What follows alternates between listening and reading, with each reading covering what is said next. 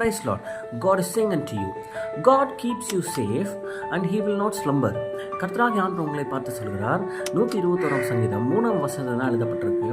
உன் காலை தள்ளாட விட்டார், உன்னை காக்கிறவர் உறங்கார் அப்படி சொல்லி எழுதப்பட்டிருக்கு. உங்களுடைய கால்கள் தள்ளாடாத படிக்கு கர்த்தர் உங்களை காக்கிறாராம். உங்களுடைய அனுதல வாழ்க்கையில், உங்களுடைய வேலையில், உங்களுடைய பிஸ்னஸில், உங்களுடைய மினிஸ்ட்ரியில், உங்கள் ஃபேமிலியில் நீங்கள் எடுத்து ஒரு காரியத்தை முன்னிருந்து செய்கிறீங்கன்னும் போது அந்த காரியத்தில் அநேக பிரச்சனைகள், அநேக போராட்டங்களை நீங்கள் சந்திக்கலாம். அப்போது அந்த போராட்டங்களையும் அந்த பிரச்சனைகளையும் நீங்கள் மேற்கொள்கிறதுக்கு உங்களுடைய சுய புத்தியோ இல்லை சுய சக்தியோ சார்ந்து நீங்கள் ஒரு நாளும் அணுகவே கூடாது. ஏன்னா உங்களுடைய பொட்டன்ஷியல் எல்லாம் அது ஃபுல்லஸாக இல்லாமல் உங்களுடைய மாமிச பலனில் நீங்கள் போராடும் பொழுது ஒரு காரியத்தை செய்து முடியும்னு நினைக்கும் பொழுது அதோட முடிவில் வெற்றியும் வரலாம், தோல்வியும் வரலாம். அதில் அஷூரன்ஸே கிடையாது. ஏன்னா when you are using your potential of your flesh, that leads to the temporary success. உங்களுடைய வாழ்க்கையில் டெம்பரவரியான ஒரு சக்ஸஸ்ஃபுல்ல தான் உங்களுடைய மாமிச பலனில் நீங்கள் போராடும் பொழுது இல்லை நீங்கள் காரியங்கள் எடுத்து செய்யும் பொழுது உங்களுக்கு கிடைக்கும். ஆனால் ஆண்டவர் ஒரு மனுஷனை தாங்குவார், ஏந்துவார், சுமப்பார் அப்படின்னு சொல்லிட்டு சொன்னால் அவங்களுடைய வாழ்க்கையில் அவர்களுடைய கால்களை தள்ளாட விட மாட்டார். உங்களுக்கு அநேக பிரச்சனைகள் வரலாம், உங்களுக்கு அநேக பாடுகள் வரலாம், உங்களை அநேகர் நிந்திக்கலாம், உங்களை அநேகர் புரிந்து கொள்ளாமல் இருக்கலாம், உங்களுக்கு அநேகர் சுற்றி இருந்து டார்ச்சர் கொடுக்கலாம். ஆனால் ஒரு நாளும் அவங்களால உங்களை மேற்கொள்ளவே முடியாது. ஏன்னா ஆண்டவர் விட மாட்டார். ஆண்டவர் உங்கள் கூட இருக்கிறதுனால, என் கூட இருக்கிறதுனால நம்முடைய கால்களை அவர் தள்ளாட விடுவதில்லை.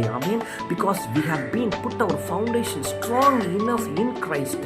ஆண்டவர் ஆகிய இயேசு கிறிஸ்துவ மேலே நம்முடைய விசுவாசம் என்கிறதான கண்மலை ஆகிய கிறிஸ்துவ மேலே நம்முடைய விசுவாசம் என்கிறதான கட்டமைப்பு, அதாவது ஃபவுண்டேஷன் அவர் மேலே போட்டிருக்கிறதுனால எவ்வளோ பிரச்சனை, எவ்வளோ பாடுகள், எவ்வளோ காரியங்கள் நம்மை சுற்றி வந்தாலும் நாம கீழே விழ மாட்டோம்.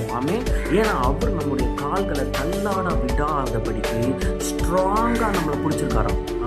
இன்றைக்கு உங்களுடைய கால்களை கத்த ஸ்ட்ராங்காக பிடிச்சிருக்காரு. அவர் கத்த தள்ளாட விட மாட்டார், உன்னை காக்கிறவர் உறங்கார்னு சொல்றது. ஏன் ஆண்டவர் உறங்குவதில்லை அப்படின்னு சொல்லிட்டு வசனம் சொல்றது அப்படின்னா, ஒருவேளை நாம் நம்முடைய பிரச்சனைகளை பார்த்து சூழ்நிலைகளை பார்த்து என்னடா எனக்கு இவ்வளோ பெரிய பிரச்சனை, நான் எதோ நினச்சிட்டு என்னென்னமோ காரியத்தை பண்ணேன், சக்ஸஸ் ஆகிடுவோன்னு நினச்சேன், அப்படி செஞ்சலாம் நினச்சேன், இப்படி செஞ்சலாம்னு நினச்சேன் அப்படின்னு சொல்லிட்டு நீங்கள் யோசிச்சுட்டு இருக்கீங்களா? ஆனால் எனக்கு வருகிறது எல்லாமே பிரச்சனை மேலே பிரச்சனையாக வந்துகிட்டே இருக்கேன். நான் இதில் சோர்ந்து போய் விட்டுறலாம், கை விட்டுறலாம், எனக்கு இது மேலே எதுவும் வேண்டாம் அப்படின்னு சொல்லிட்டு நீங்கள் சோர்ந்து போய் விட்டுறதா அந்த சூழ்நிலை இருந்தால் கூட ஆண்டவர் அதிலிருந்து கைவிட மாட்டார். அவர் தூங்குவதில்லை, உறங்குவதில்லை. ஏன் என்று சொன்னால் ஒரு காரியத்தை உங்களை வச்சு செய்யணும்னு அவர் ஆரம்பிச்சிட்டாரு, ஒரு காரியத்தை உங்கள் வாழ்க்கையில் ஒரு ஆசீர்வாதத்தை உங்களுக்கு கொடுக்கணும்னு அவர் நினச்சிட்டாரு அப்படின்னா அந்த ஆசீர்வாதத்தை நீங்கள் பெற்றுக்கொள்கிற வரைக்கும் உங்களை விடவே மாட்டார். உங்களை அமர்ந்திருக்க பண்ணவும் மாட்டார், அவரும் தூங்க மாட்டார். உங்களையும் அமர்ந்திருக்க பண்ணாமல் உங்கள் கால்களை பலப்படுத்தி ஸ்திரப்படுத்தி அந்த ஆசீர்வாதத்தை உங்கள் வாழ்க்கையில் கிடைக்க பண்ணுவ வரைக்கும் கர்த்தர் தூங்குவதே இல்லை. கர்த்தர் மேல் நம்பிக்கையா இருங்க, கர்த்தர் ஆசீர்வதிப்பார்.